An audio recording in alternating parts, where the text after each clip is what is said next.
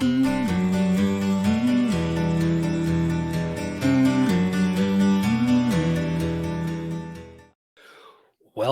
to Picks with the Professor, the show where a real statistics professor gives you sports betting tips. I'm your host, Professor Sides, and I have built a set of mathematical models named Sideline to predict various sports outcomes. You'll hear more about the baseball model in the course of this episode to cover 5 Major League Baseball games scheduled to be played on Friday, May 26, 2023. In case you're new here, check out the webpage on the banner. It's www.pickswiththeprofessor.com/new for some explanations and community rules. Also, if you're interested in projections of picks for every single game, sign up on Dub Club. That link is in the show description. That's where you get all the A-plus plays of the day. I don't even know what the ROI to this point of the season is on those, 10%, something like that. No, 15%, over 15% right now. One pick a day on the best baseball game. It's not going to win every single day, but just the A-plus play of the day by itself is going to pay for your membership at Dub Club, under $1 a day. Go click the link in the show description to sign up if you haven't already. Remember that sports are unpredictable. So the discussion on this show projects a typical game, does not try to forecast it to a T, as that would be a foolish and impossible goal. We take a long-term view around here. People, I've been preaching it, and some of you, I know I'm preaching to the choir, but remember, we're not concerned about one game. We're not going to get every game correct. And I think in the last 36 hours, you have seen we lost an absolute heartbreaker on Wednesday with the fiasco that was a come from a head loss, snatching defeat from the jaws of victory. And then 24 hours later on Thursday, we get the over in Colorado, Miami on a game that should have gone over probably the whole time. There were like 20 some odd base runners in the first 7 innings. And then we get a ton of runs in the bottom of the 8th and the top of the 9th to go over. And that's the exact sort of thing we're talking about. We're going to have some heartbreaking losses. We're going to have some great victories. You can't get too invested in one single game. That's why I preach my units are 1% of my bankroll, a small amount. We're talking about slow and steady. We're not trying to get rich quick, because no matter what you're doing with this, you're going to get picks wrong. And I don't want to go too long on this, but I do want to plant some seeds in your heads. People, and hear me out on this. I want to get some picks wrong. And then you're like, wait, no, don't click away yet. If I knew which ones I would get wrong, obviously I wouldn't. That's not possible. So let's talk about the reality. The reality is, I want a model that when it says the team's going to win 60% of the time, they actually win 6 out of 10 times. Why is that? Because if my model is correct and it's done a great job, and it actually is really close to 60% of the time and they win 6 out of 10 times, that means we can look and find out. And if it's priced at minus 150, we pass. If it's priced at minus 130, we bet it. If the other side's priced at plus 180, we bet that side. Why is that? Because I want the one team to win 6 times and the other team to win 4 times. Because if they win every time, then it's actually not 60%. And I don't know what to bet. So it sounds kind of counterintuitive. So some of you are like, but we know we're going to lose some picks. That's okay. What we know is that we're going to, in the long run, win more than we lose. And so that's the mindset that I'm trying to preach around here. It's the slow and steady long-term growth. If we never lose any for a short stretch, we know we've got a miscalibrated model. We want the model to be calibrated accurately. That means we're going to win more than we lose. We're going to lose some. It's part of it. We just move on. Don't get too invested in one game, because so far we've been profitable this season. Those A-grade picks, all those A-plus plays today. Again, some of them given out here. The total's been great too. If you want all the picks, Dub Club's where it's at. But otherwise, we're taking that long-term view. I wish I could say we'll be profitable on every single game, every single day. But unfortunately, that's just an impossible reality for any gambler. But what we will do is slow and steady long-term gain. That's what we've been doing. That's what we're going to keep doing. I love Friday's slate. Absolutely love it. I've got already, I think, 19 picks that I've locked in personally that I've sent to all the people on Dub Club. We're going to talk about 5 games today, 7, 8 picks. I can't remember exactly. Ton more picks. So many good ones to choose from. So many great prices. So many A-grade plays. So many great totals. I love Friday's slate. But before we get to it, those reminders, please hit that like button for on YouTube. Also, if you aren't yet, please consider subscribing or following. It's free. And if you turn on notifications, you won't miss any of the college basketball, MLB, or college football content that this channel provides. The way I scale things out: A grade money line plays return 4 units, B grade return 3, C grade return 2. I make the risk plus win amount equal that. It's kind of like flat betting, but it's a little bit more in depth, and it kind of prevents us from having to figure out on a big underdog, do we put a half unit or 3/4 of a unit, something like that. The math takes care of itself. It's simple. I like it. It's what I do personally. So that's just the way I scale it. But with the scaling with the picks, as always, take what you like and leave the rest. We're going to start off 6:40 p.m. Eastern, a game that everybody should be interested in. This series, Dodgers and Rays, should be a fantastic one to watch. I don't really know what to do with regards to the side. I think it's priced pretty well. I don't think it's worth investing in at the moment. The model says it's a straight up coin toss. Rays minus 101, that they win 50.3% of the time. It's about as close as a coin toss as you can get. So right now, the prices I'm seeing on these two teams is slightly better for the Dodgers at minus 105. You can see on the screen, that's the lean. It doesn't have a risk next to it. That means I'm not playing it right now. If I could get plus odds on the Dodgers, I would take it. Even money, maybe I think about even money. That's maybe play, maybe not. But plus odds, I take if you can get it. Otherwise, unless it's plus odds on the Dodgers, I'm not taking. Unless it's plus odds on the Rays, I'm not taking. I want plus money on either team. Both these teams need plus money, about plus 110 to get to an A grade. I think it should be a fantastic game. You've got Noah Syndergaard going for the Dodgers. Jalen Beeks and Cooper Chris. Jalen Beeks will open. Cooper Criswell is the guy expected to do the bulk of the innings for the Rays. I think it's kind of a wash there. I'm not really sure much who's going to have a pitching edge. As the game goes along, the Dodgers bullpen, I have a little bit more faith in them than the Rays bullpen, but this Rays offense is second to none, really. And so, and the fact that the game's in Tampa kind of offsets the edge that the Dodgers might have pitching wise, not having to get as many innings out of that bullpen, having a better bullpen. I think it's a straight up coin toss game. Again, I'm looking for plus odds for a B grade pick on either side. Even money's where I'm thinking about it, or plus 110, basically for the same side, or for either side, doesn't matter. It's kind of my threshold for investing in this game. But where I like a play is the total. I'm going over 9 at even money. Model projects 9.4. And the bottom line is I'm not confident in a lot of the pitching in this game until we get to that Dodgers bullpen. And they're not going to want to pull Syndergaard. They're going to want to get a few innings out of him. I think he's going to give up some few runs. This Rays offense is fantastic. This Dodgers offense is really good. And I'm not a huge fan of this Rays bullpen either. Ought to be runs in this game. Two of the best offenses in baseball. I'm not betting over 9.5, but I am betting over 9, and even money is even better. So I'm going even money over 9 as my best play in what might be the must-see TV game of the night. A close second to that, at least on intrigue, of star power, Padres and the Yankees. Going to back the Yankees at plus 120. It's a B grade pick. Sideline says it should be Padres minus 111. That they win 52.5% of the time. So the Yankees winning at 47.5% of the time at plus 120 makes for a positive expected value play. If it gets to plus 122, that's an A grade. So plus 120 is a B plus grade, almost to that A grade threshold. It's pretty close to a coin toss game. Yankees at home gives them obviously a little bit of an edge.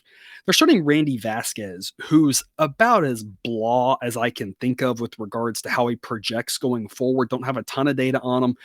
From the minor leagues, he looks just very mediocre. Decent Yankees bullpen. I don't think he'll be bad, but I don't think he'll be great. Here's the thing. He'll be opposed by Joe Musgrove, who I don't know if he's going to be bad or great. I mean, he's been not very good this year. And one of those starts was in Mexico City. You could for sure give that one a pass, but even if you take that out, his numbers aren't good. The underlying metrics aren't good. He still doesn't look completely healthy. He's a guy I roster in fantasy, and I'm not starting him in this one. I'm just keeping him on the bench because I don't know what's happening with him. And so you've got a pitcher who has historically been really good, doesn't look right yet. And that's why I think there might be a little bit of value here on the Yankees. And here's the thing. I'm also going to play the under. Why is that? Number one, I think the under hits. But number two, it's kind of a little bit of insurance against that Yankees pick. I think, if Musgrove pitches really well and holds the Yankees down, might lose that one at plus odds. That's fine. We're going to win the under. We're going to basically pretty close to break even. If Musgrove gets lit up, we're going to win so much on the Yankees that it's going to cover that. And that total bet, we're going to make some money, and we might win both. So I'm playing both of these, the under 9 at minus 105, upon the Yankees at plus 120, B grade. I think both these got a decent chance to hit. I don't love either one, but I like both of them. If you want to put them together instead of playing them two separate like this, you play the Yankees team total, or excuse me, the Padres team total under. Their bats have been pretty disappointing this season, both at home and away. So that would be the alternative look if you didn't want to double up here. But I like both these. I think we got a chance to win both, and it's kind of hard to see us losing both of these. The only way that we lose both is if both the Padres bats, which haven't been that great this year, come to life and Musgrove's terrible and the Padres win a shootout. I don't see that as being overly likely. It's possible, but I'm going to take my chances here and hope that we don't lose both. At least we split to get a chance to win both. Also on this one, why do I like the under? Because of the fact that the model projects 8.3 for the runs here. It's going to be a cool night in New York. We're going to start off in the mid-60s, but close in the mid-50s. Wind to be blowing in at 5 to 10 miles an hour, knocking those balls down. Obviously, a guy like Aaron Judge has enough power to hit a home run in that park. If Soto gets behind one, he's got enough power to hit a home run in that ballpark. Machado, any of the big names, right? I guess Machado might even be hurt. I can't even remember. It's all in the system. I haven't watched the Padres all week for whatever reason. But some of those guys, they got enough power to get out, but unless you really crush one with the temperature cooling down and the wind blowing in, it's not going to be a home run. And so that's going to help us keep the scoring down. The model is saying Musgrove hasn't been that good, really hedging its bets on him, and still says that 9 is too many runs. I wouldn't play under 8.5, but I love that push protection on 9. That way, if it does get to 4-4, we've at least still got a push on the table. So under 9, again, a pretty solid look, as is Yankees B grade. I like both, don't love either, but I think both are worth a small play, and that's how I'm investing in it personally. 8:10 p.m. Eastern, Blue Jays at the Twins. With regards to the side, Blue Jays minus 145 is a C grade pick. That's exactly the price the model says. So it's even expected value. If you want to be invested, Blue Jays minus 145, not a terrible pick. I'm not jumping at this as much as I do love Kevin Gausman. I'm just holding off and waiting on a better price. If it doesn't come, it doesn't come. That's fine. But really, I just want minus 140 on this one before I invest. This Twins team isn't bad. It's a road game for the Blue Jays, but they should be favored on the road. Kevin Gausman's fantastic. This Blue Jays offense is still one of the top 5 in baseball. There's really not much more to it than that. Louis Varland, league average pitcher, not bad. That's why I like the under 8 is my official pick on this one. Even money, again, even better. Under 8 here, model projects 7.5. We'll have a nice night Minnesota. It'll be low 70s to start, upper 60s to close, but the wind will be blowing in. And you've got, again, a decent pitcher in Varland for the Twins and a good bullpen behind him and a great pitcher in Kevin Gausman, who you take away like 2 innings this year and his ERA is probably like 0.2 or something ridiculous. He's been pretty fantastic all season long. And so the way I'm choosing to back him here is the under 8 for the full game.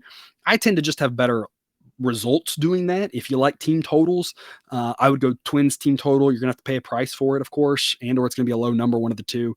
You can look that way. You look first 5 if you want. This Blue Jays bullpen isn't bad though, and like I said, I just tend to have better results going full game. So I'm sticking to full game under 8, holding off on the side unless the number gets better. We'll check it in the morning and see what it looks like.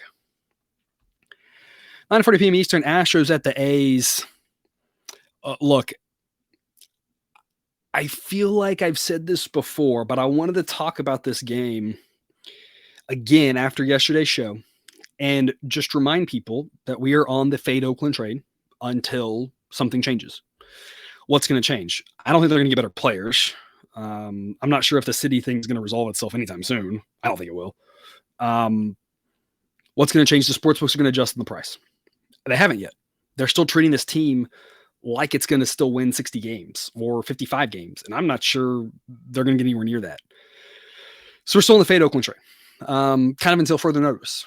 But I kind of don't want to talk too much about it because they're terrible. We know they're terrible. Cousin Jared talked about how many runs that they've allowed. It's historically bad. Their bullpen rating is a number that I didn't even think was possible in my spreadsheet or in my database. I didn't think it could get that high.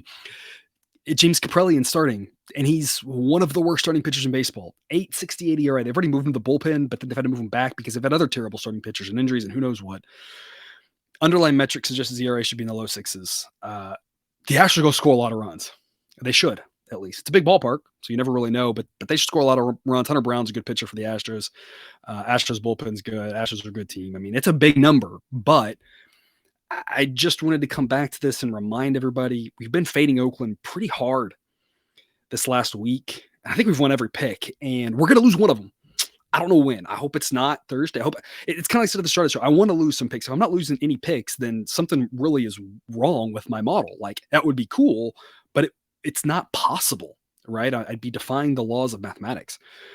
We're going to lose a pick. The A's are going to win a game, but they're being priced right now where we can just blindly fade them every single game. And we're going to win 6 out of 7, 7 out of 8. And we're going to lose a lot on the one we lose. It's going to suck. Just to be honest, look, we lose this, we're losing 2.9 units. It's not going to be fun, but we're going to slowly, and you say, oh, you're going to win one unit. Okay, well, if we win 6 games and we win 6 units in those games, and then we lose the 7th game and lose 3, we're still up 3 units over a week, like just with one team. Like that's exactly what we're going for here. So until the prices change, we're just going to keep fading Oakland. I don't really think there's much more to say about it than that. It's been fun so far fading them. I guess it's not always fun rooting against a terrible team. It's kind of fun to root for them. Problem is they never win. So that's why we're still going to be fading them, even though the price is high. We're going to lose one of them at some point, but we're going to make so much in the other games that it'll be worth it.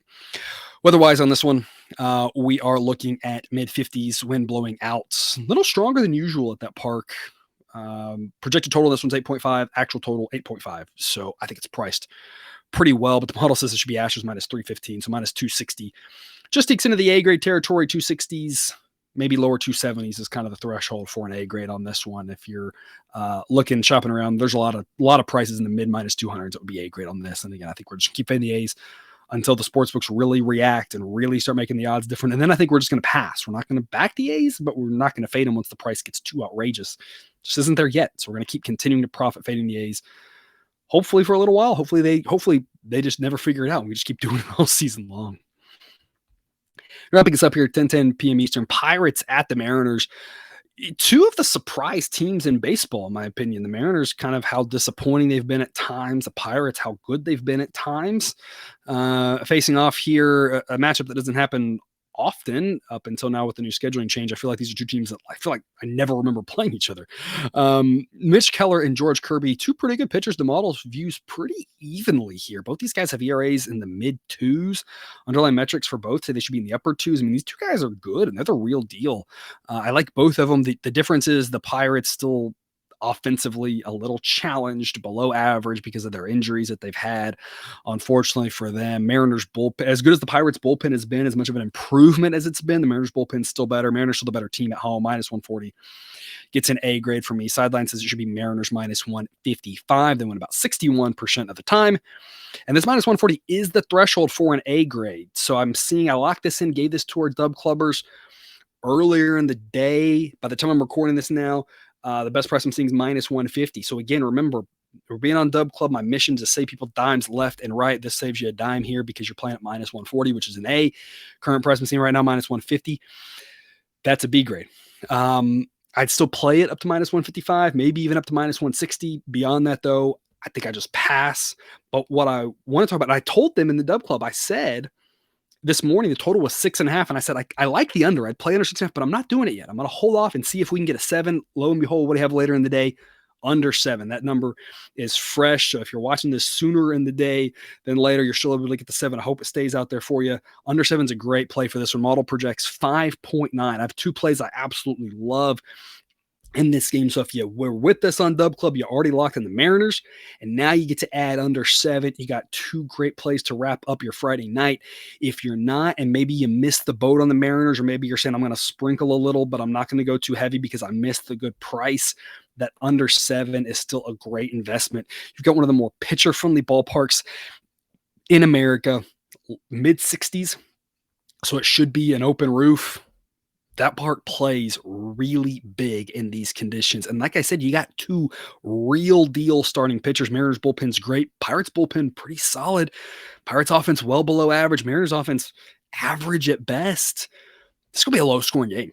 I like the Mariners here. I like them to win a low scoring contest. Something like 4-2 seems pretty reasonable. Maybe 4-3. And that's where you got that 7. Under 7 is real valuable. That push protection there in cases I'm like 4-3. Could easily see a 3-1, 3-2 type game. Should be a low scoring contest. Love the under, love the Mariners here at a price like minus 140. All sorts of great investments to be made out in Seattle. That's all I've got for you today. Thanks for tuning in to this episode of Picture the Professor. Don't forget to subscribe so you can enjoy the sports betting content provided on this channel. It's dropped right into your feed. Be back again tomorrow with more sports betting content. Until then, as always, best of luck. And remember, you can eat your betting money, but please don't bet your eating money.